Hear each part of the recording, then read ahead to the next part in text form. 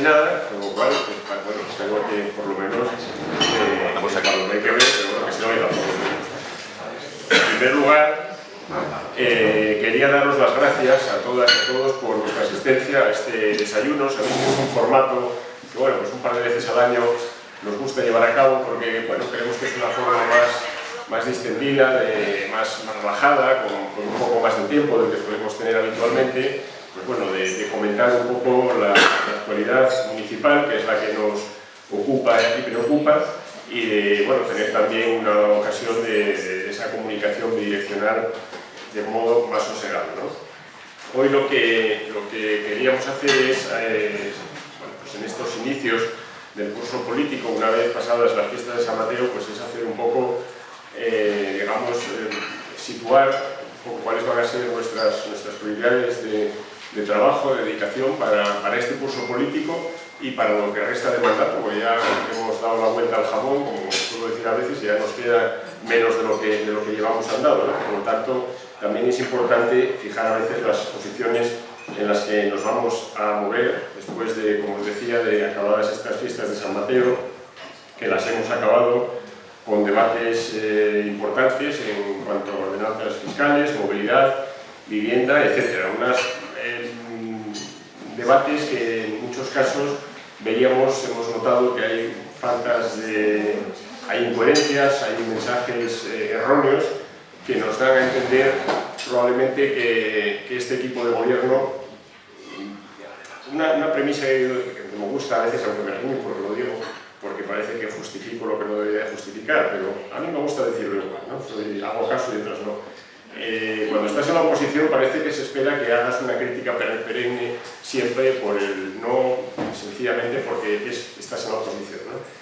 Y creo que ese no es el modelo que estamos intentando aplicar desde el Grupo Municipal Socialista. Lo que estamos haciendo es lo que dijimos desde el principio, esa oposición rigurosa, esa oposición seria, esa oposición constructiva a la vez, pero que no vamos a cejar tampoco la crítica, ¿no? Por lo tanto, cuando hacemos crítica, intentamos hacerla fundamentada en datos, en opiniones mesuradas y serenas, y no por el mero hecho de caer en la crítica por la crítica, una crítica vacía, sino que intentamos darle un contenido con argumentos, ¿no? Por lo tanto, lo que sí vemos que estos debates, que os decía, en torno a movilidad, vivienda, ordenanzas y demás, parece que denotan un rumbo errático y erróneo en muchos casos del equipo de gobierno, ¿no? Y nos lleva, ese rumbo errático nos lleva a pensar principalmente en una conclusión que no es nueva, que ya la hemos dicho, que tenemos un alcalde que se preocupa más de gobernar para intereses particulares, para intereses concretos,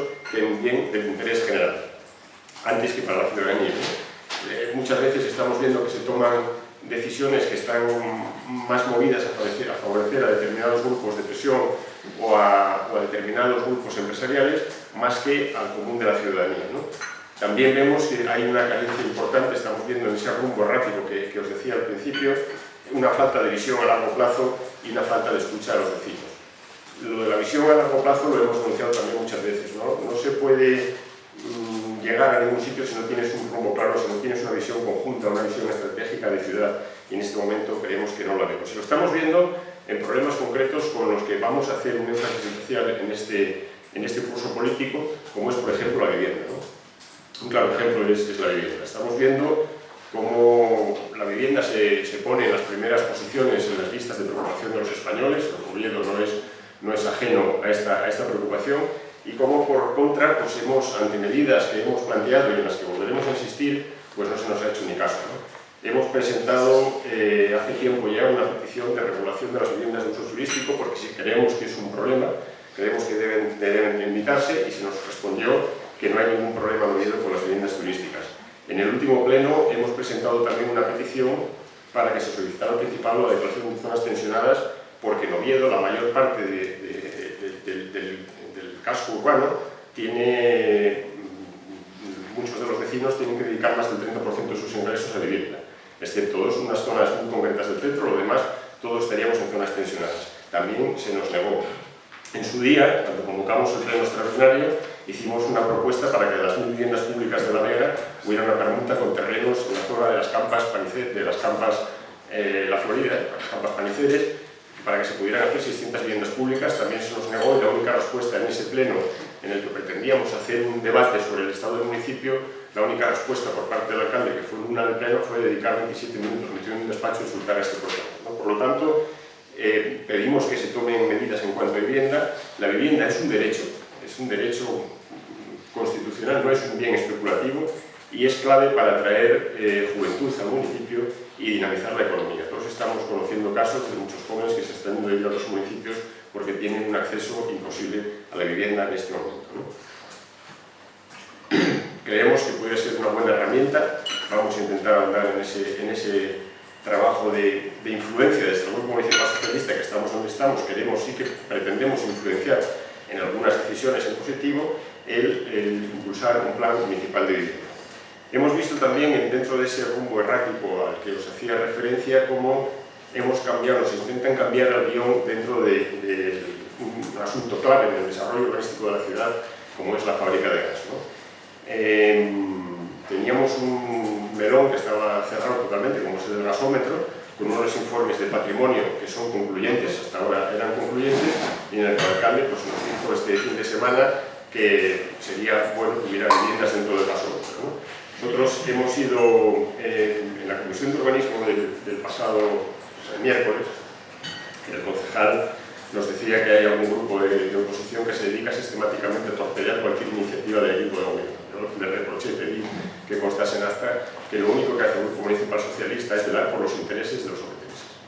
Lo único que queremos es lo mejor para Oviedo. No nos oponemos a que se urbanice la fábrica de gas. Lo que queremos es que cualquier fábrica de gas o cualquier otro proyecto se haga de acuerdo a la ley, ni más ni menos, es lo que pedimos. Y si hay un informe de patrimonio que intenta salvaguardar determinados elementos de valor patrimonial industrial, lo que tienen que hacer es conservarlos, preservarlos y nunca eliminarlos para justificar una mayor edificabilidad, ¿no? Ese es el problema que tenemos, que lo que se quiere hacer es negocio. La empresa compró esa parcela con unas condiciones que sabía perfectamente cuáles eran, estaban sometidas al plan de Portela y sabían perfectamente lo que había. Patrimonio ha hecho un informe y tienen que ceñirse a ese informe porque igual que cualquier otro ciudadano o ciudadana, el ayuntamiento tiene que ser ejemplar en el cumplimiento de la legalidad. Por lo tanto, sí que es parte de que apoyamos que se pueda urbanizar un espacio para internarlo dentro de lo antiguo en conjunto. Además, podría ser una construcción muy de la mano, muy en conjunto con el futuro desarrollo de la Vega, pero tiene que hacerse, desde luego, de acuerdo a la ley y conociendo las cosas bien, que es como se tienen que hacer las cosas dentro de cualquier administración. Lo hemos visto también parte de ese rumbo errático dentro del plan de movilidad que está estos días también encima de la mesa, ¿no? Un plan de movilidad que tiene un buen diagnóstico, creemos que tiene un buen planteamiento, un buen diagnóstico, pero se queda corto en ambiciones, por ejemplo, las ambiciones por la zona de bajas emisiones. La zona de bajas emisiones lo que pretende, es una directiva que viene de Europa, es reducir en el centro de las ciudades la contaminación por gases vinculados al tráfico en torno a un 20%. Bueno, pues lo que vamos a conseguir en Oviedo es, ni de lejos, quizá un 10% de ese 20%, ¿no? O sea, es una zonina de bajas emisiones que no cumple con las ambiciones que tienen los planes de zonas de bajas emisiones, ¿no? Y luego hay cosas que son imposibles, muy difíciles de encajar dentro de un plan de movilidad, aparte de que falta algo que es importantísimo, que es una reforma del transporte público. Pues como decía, hay cosas que son muy difíciles de encajar dentro de un plan de movilidad, como es elementos atractores de tráfico, como es el parking de la Escandalera, el parking del Campillín o la Ronda Norte, ¿no? Que también se contemplaba y que hemos visto en ese propio plan de movilidad como apenas un 2% de los obetenses apoyaron esa ronda, ¿no? El transporte público es clave en cualquier plan de movilidad, es clave en cualquier modelo de movilidad que apueste por un plan de movilidad de futuro. Y estamos viendo cómo hay quejas sistemáticamente, continuamente, de muchas zonas de barrios, de zonas rurales, que están sistemáticamente pidiendo que haya una reforma, una reestructuración de las líneas, ¿no? Pues bueno, ante eso el plan de movilidad no incluye una reforma. Estamos viendo cómo parte de ese rumbo errático, esa ciudad sin unos objetivos claros, bien definidos, nos lleva a hacer inversiones que a veces pueden parecer un poco rocambolescas. Lo hemos visto con la Avenida de Galicia, 1 millón de euros para ampliar terrazas. A fin de cuentas, la ganancia neta para el peatón en las aceras es de 20 centímetros. Lo estamos viendo como fondos europeos se dedican a peatonalizar zonas que favorecen determinados negocios. Lo hemos visto como en los conciertos de San Mateo, en lugar de buscar el bien de la mayoría se centra más en beneficiar a determinados promotores de conciertos o a determinados hosteleros que en favorecer a la ciudadanía. Lo hemos visto con una inversión absolutamente absurda que sigue sin ningún tipo de uso, como es el recinto ferial de la Florida, que se invirtió 1 millón de euros y hay más 200.000 euros para adecuarlo para un negocio hostelero, y ahí sigue cerrado después de tantos años, ¿no? Por lo tanto, creo que falta esa visión un poco más en conjunto, y esperemos que esa visión, esa falta de rumbo no perjudique a La Vega, que, como decimos desde el Grupo Municipal Socialista, era una de las patas en las que aposentar el futuro desarrollo industrial y cultural del municipio, ¿no? La Vega es un proyecto estratégico clave, pero un año después seguimos sin tener ningún plan especial, que es el que tiene que definir cualquier debate sobre el número de viviendas, viales, etc., y sin participación ciudadana. Hemos visto cómo se han dedicado, de aquel inicial estudio o planteamiento, proyecto de arqueos que planteaban 900.000 euros para hacer estudios arqueológicos, se han dedicado 17.000 a unos sondeos con un georradar. Y bueno, pues esto es lo que tenemos en La Vega. Seguimos esperando que haya un plan especial ambicioso, que tenga una participación ciudadana real. Se anunció un concurso internacional de ideas, que puede parecer una buena idea en principio, pero del que la oposición, desde luego, desconocemos todo. Bien, y ante este rumbo, ¿cuál es el modelo que planteamos desde el Partido Socialista Obrero Español en Oviedo? Bueno, pues aunque parezca una obviedad, y no lo es el de gobernar para todos, por convicción, por una absoluta convicción. El gobierno, un gobierno municipal, un gobierno cualquiera que esté en la administración pública, tiene que gobernar para la mayoría, para la inmensa mayoría de la ciudadanía. Esto es algo que, desde luego, en este grupo municipal estamos absolutamente convencidos. Que gobernar para la mayoría de la ciudadanía se hace escuchando, creyendo en la participación ciudadana. Tenemos un modelo de participación ciudadana que no se cree, son los distritos. No están funcionando. Se nos ha impuesto esa figura un poco anacrónica en los tiempos actuales de los alcaldes de barrio, que están actuando en muchos casos casi como comisarios políticos, enfrentándose a los propios vecinos más que como instrumentos de transmisión de las necesidades de las zonas, ¿no? Pues bueno, pues eso es algo que es claro, ¿no? Desde luego, lo que tenemos clarísimo también en el Partido Socialista Obrero Español es que creemos en lo público. Creemos en lo público y apostamos por lo público. Y en los ayuntamientos tenemos muchos servicios públicos que se prestan a los ciudadanos, ¿no? Pongo dos ejemplos, uno mayor y uno más pequeño, ¿no? El agua, bueno, pues todo el servicio público, uno de los servicios públicos que presta cualquier ayuntamiento es el servicio de aguas, ¿no? En Oviedo estamos perdiendo 1 de cada 3 litros que se captan. Lo hemos denunciado ya a principios de mandato. Bueno, pues como siempre, cualquier cosa que provenga algún municipal socialista queda en el cajón, ¿no? Pero es que se está perdiendo el 33% de la captación pública de agua que pierde. Hace falta inversión, y yo no sé si una empresa privada va a invertir en algo que no obtenga una rentabilidad inmediata. Esa es la duda que nos queda. Por eso creo que son... Y luego hay otro tema que es raro a la semana que no nos llega alguna queja, que puede parecer un asunto menor, pero que también está en el fondo de esa preocupación por el mantenimiento de una ciudad, que son las aceras. O sea, hay cantidad de caídas diarias por el mal estado de las aceras. Rara es la semana, os lo repito, os doy mi palabra que es así, que no nos llegan quejas de vecinos que se caen tropezando en aceras por el mal mantenimiento que tienen. Evidentemente, apostamos por un modelo de movilidad y urbanismo muy apoyado en el transporte público para la mayoría de la población. Hay un dato que es el 40% de la población solo tiene carnet de conducir, sin embargo se dedica, el 70% de la ciudad se dedica al coche. Entonces hay que dar un cambio de decir, tenemos que conseguir, sin perjudicar a nadie, evidentemente, ir a esa transición de que el espacio público de la ciudad sea para el peatón en la mayoría de los casos, ¿no? Y es fácil, es factible y va a ser, porque va a llegar, ¿no?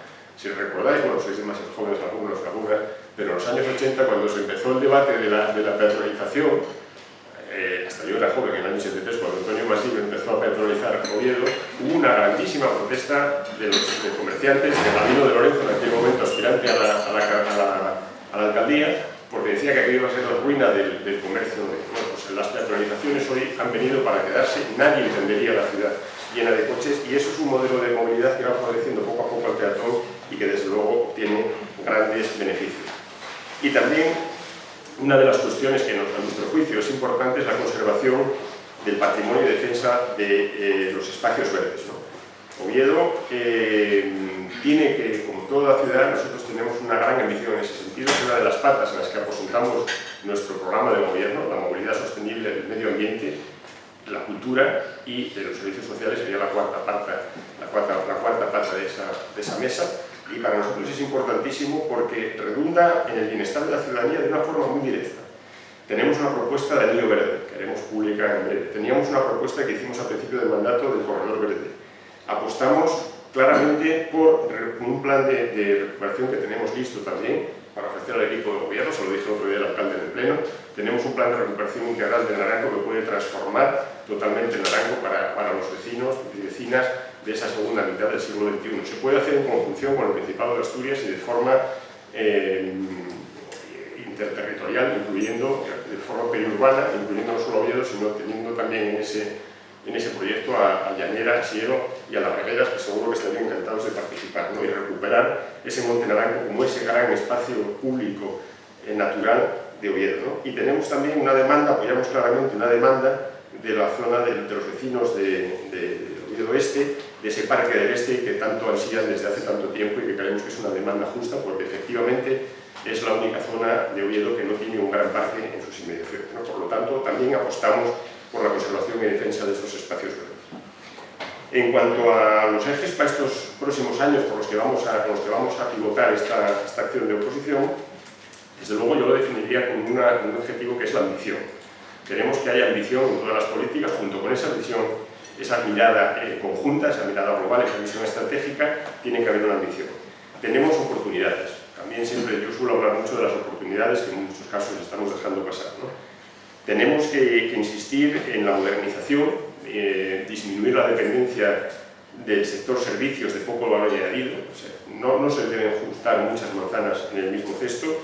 Hay que apostar por la industria y por el conocimiento, lo hemos venido diciendo desde hace meses, que creemos que Oviedo tiene una oportunidad con la industria vinculada a defensa, no solo la fábrica de armas, que tenemos esa tradición secular en Oviedo, de esas fábricas de armas que llegaron a ser lo que fueron y que siguen siendo lo que fueron, motor de una buena parte de nuestra economía, pero que hay muchas tecnologías vinculadas a ellas, desde inteligencia artificial, sistemas de seguridad cibernética, etcétera, etcétera, que pueden aportar mucho valor añadido, sobre todo si tenemos en cuenta esa conjunción con la Universidad de Oviedo, que también hay que mirar más hacia ella, ¿no? Tenemos 3 facultades en Oviedo que tienen una grandísima importancia y que pueden tener una gran repercusión en ese empleo de calidad, que es la ingeniería de software, la biotecnología y el doble grado de matemáticas y física, ¿no? Todos estos estudiantes salen prácticamente antes de acabar la carrera, tienen trabajo y tenemos que apostar en Oviedo por esa nueva industria con un gran valor añadido. Tenemos ahí la Vega, que puede ser, como os decía antes, ese polo de innovación, que tiene que ser esa pata en la que presentemos nuestro desarrollo industrial y económico. Tenemos el polígono de Oniego, que se anunció que había no sé cuántas empresas esperando y solo se ha vendido una parcela, por cierto, para una empresa que ya estaba en el municipio, ¿no?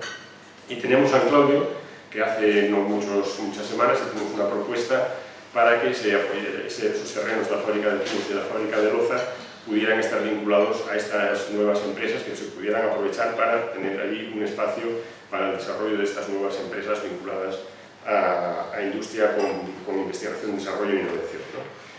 Claro, para todo esto, para responder a muchas de todas estas preguntas se necesitan herramientas. Y se necesitan básicamente 3 herramientas. Un plan estratégico, un plan general de ordenación y un plan real de movilidad.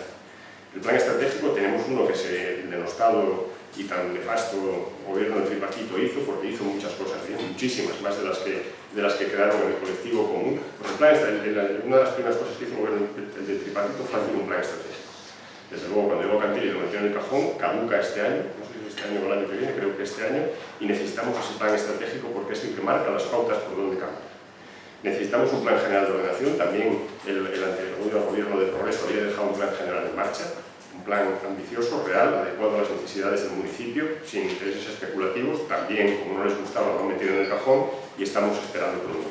Y ese plan de movilidad, que es la tercera herramienta que necesitamos para dar respuestas a todas estas preguntas, un plan real, consensuado con todos los vecinos, ¿no? Y por último, y lo dejo deliberadamente para el final, otra de esas patas que os decía de la mesa en la que queremos aposentar los años de mandato, especialmente este nuevo curso político, los servicios sociales. Una ciudad es lo que sean sus vecinos y vecinas, otra permeabilidad, pero es que es así. No tiene sentido nada de lo que podamos hacer desde el Grupo Municipal Socialista o del equipo de gobierno si no se tienen en cuenta los vecinos y vecinas, especialmente aquellos que más necesitan del apoyo de lo público para llevar a cabo con naturalidad y normalidad sus vidas, ¿no? Por lo tanto, creemos que es necesario, y en esto ha insistido Marisa mucho ya también en su día, que hay que superar los recortes que hemos ido viviendo en los servicios sociales.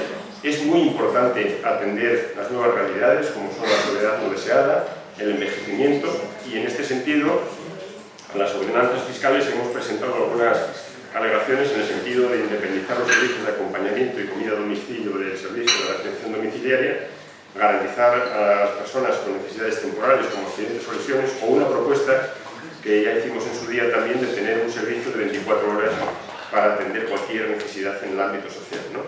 No me olvido, no me puedo olvidar de algo que para mí fue un hito, un hito no positivo precisamente, ese estudio de pobreza que hicimos a principios de año, en el que concluía que hay un 20% de población de obetenses bajo la pobreza y un 10% de ellos en pobreza severa, ¿no?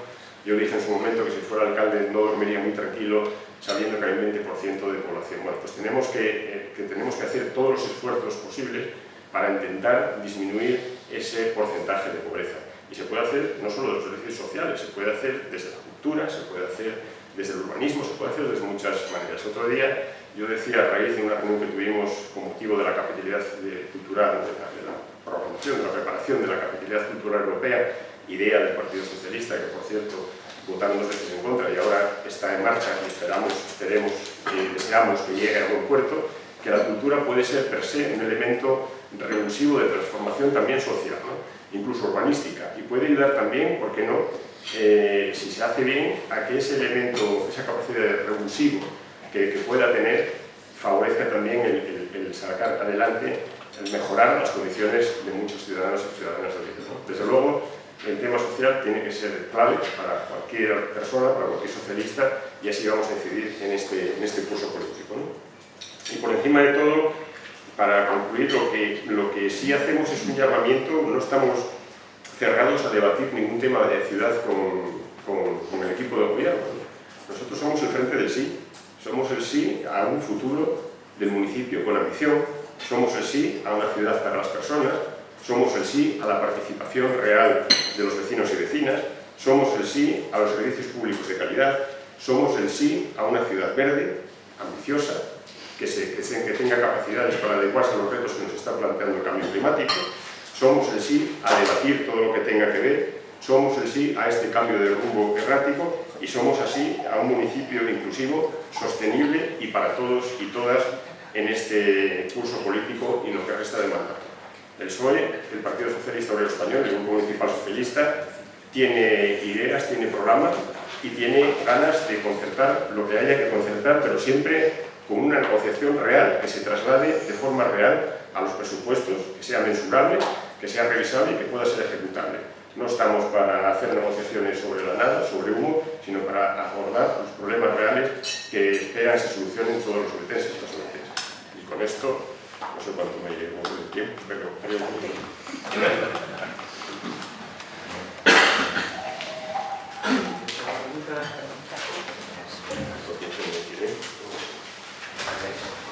Carlos, ¿qué esperáis de los presupuestos que van a venir? Pues haremos un análisis en estos próximos días, si me permites, lo haremos detalladamente porque tenemos previsto hacer una intervención solo de monográfica con vosotros.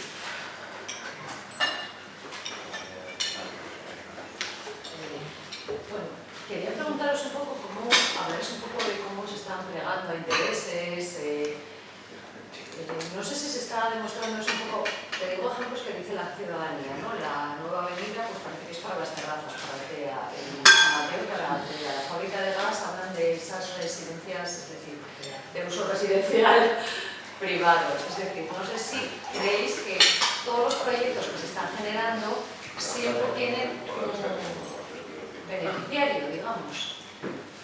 Bueno, es lo que decía un poco antes, ¿no? Que sospechamos que cuando hablaba de ese mal rumbo que está tomando el equipo de gobierno, una de las cosas más significativas es, y el mayor riesgo que puede cometer cualquier equipo de gobierno es priorizar intereses privados por encima del bien público. Yo no lo entiendo personalmente. sea, cualquier gobernante que esté al frente de una administración municipal o tiene claro que tiene que gobernar para la mayoría o tiene un problema. Entonces, hombre, pues sí, aparentemente es lo que muchas de las inversiones que estamos viendo parece que están más enfocadas al bien de determinados intereses particulares que al bien general. Quizás puede ser esto deliberado, bueno, pues eso cada uno que responda en función de... Nosotros creemos que sí, que no es casual, es un modelo de gobierno. Es un modelo de gobierno que ellos que priorizan lo privado por encima de lo público y de lo general. Bueno, pues oye, es un modelo de ciudadanos. Frente a ese modelo, nosotros queremos hacer mucho énfasis, queremos subrayar y queremos acentuar día a día las políticas para todos y para todas, las políticas que entienden el interés general con esa... Y por eso os decía todas estas herramientas necesarias para tener esa visión conjunta y global de ciudad y para tener muy claro que el interés general prevalezca siempre por encima del particular. Y os quería preguntar ya a nivel, no tanto de inversiones eso, sino a nivel ideológico. Estamos ahora con todo el tema de la flotilla, sí. Hace unos días le preguntábamos al alcalde, pues por qué no decía la palabra genocidio, etcétera. ¿Por qué no? Bueno, que pues, pusiera su postura, es decir, que se posicionara, digamos, ¿no? Se fue por allí. Pero me gustaría también a nivel ideológico, ¿cómo estáis viendo con este tema de Gaza? Porque es un tema que quizás nos toca de lejos, pero no sé si notáis que puede denotar pues, esa tendencia ultraderecha a olvidar también los problemas porque se han prohibido actos que pedían. Necesitaría media hora para responder, porque es un tema que me apasiona. Pero evidentemente lo que está sucediendo en Gaza, como decía, me gustó una frase que dijo Zapatero el otro día, es una grieta en la humanidad. Y yo creo que por eso no se puedo quedar. Cada uno tendrá que responder el día de mañana sobre su postura ahora mismo.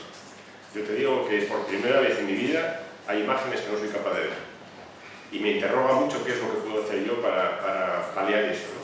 Y yo no tengo ningún problema semántico. Es un auténtico genocidio de libro.